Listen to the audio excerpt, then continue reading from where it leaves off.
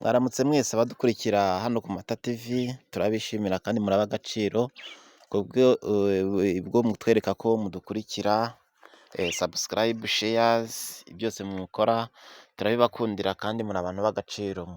Mu by'ukuri rero nzindutse none ku itariki 29 z'ukwezi kwa karindwi 2024 kubera akababaro k'abantu rwose mukomeje gushyiraho amavideo.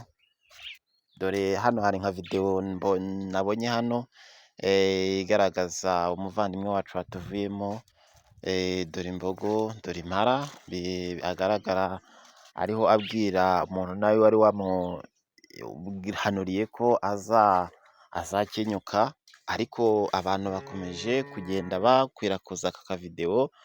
Hari aho ndi kugenda nkabona kuri WhatsApp bavuga bati uyu mukobwa rwose ngo yatukanaga, yari umugome. Bavandimwe please tureke gukinira ku muntu wapfuye. Ni ukuri ariya ni amarangamutima kandi nawe wayagira nanjye nayagira. Ni ukuri mu kuvuga ngo ni umushizi w'isoni ngo yagiraga gute. Rwose bavandimwe mureke gukinira ku muntu witahiye. Ni ukuri aka kavideo ntacyo gatwaye, buri wese yagakora bitewe n'amarangamutima afite. Ntabwo rero twamucira urubanza ngo yari umwana mubi, yari umugome. Ni ukuri reka tubireke, ahubwo tumwifurize gutaha neza, guherekezwa neza, kugera mu bwami bw'Imana, usanga Imana mu bwami bwayo. Ni ukuri kandi tubyizeye ko Imana izabikora, kuko Imana izabikora, kuko n'ubundi byagaragaraga ko ari umuntu ukiranuka. Bobo uzagaharura ngo Imana ngo uramutumye ngo abantu bazakenyuka. Nijye wisha abantu mu Rwanda se yabonye ari nge gikenya. Abicenda kare bari muri gereza bibikenya, yabonye bari wa gikenya kizakenyuka.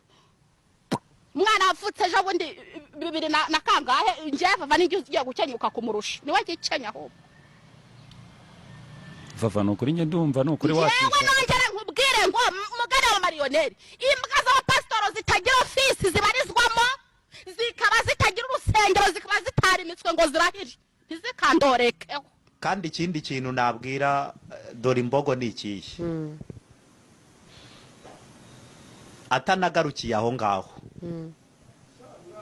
Vuba bidatinze ariho umwuka wo gukenyuka.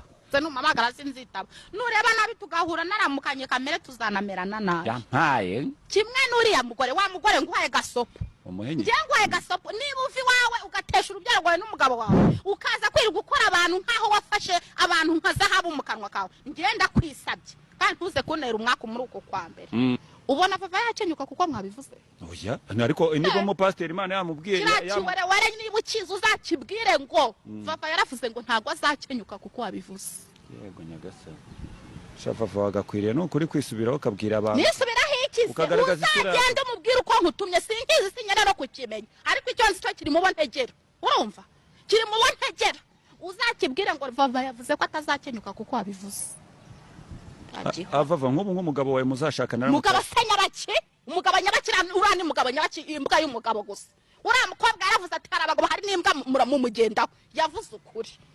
Uvuze yuko ura mu pastor ari atari imbwa se kirani iki, nibura nimbwira moka abantu bakamenya ko bajura baje. Wowe ngo nzakenyuka wowe n'umuryango wawe mwabanje gukenyuka nuko nkubwira. Ni Imana ngo yabimubwiye.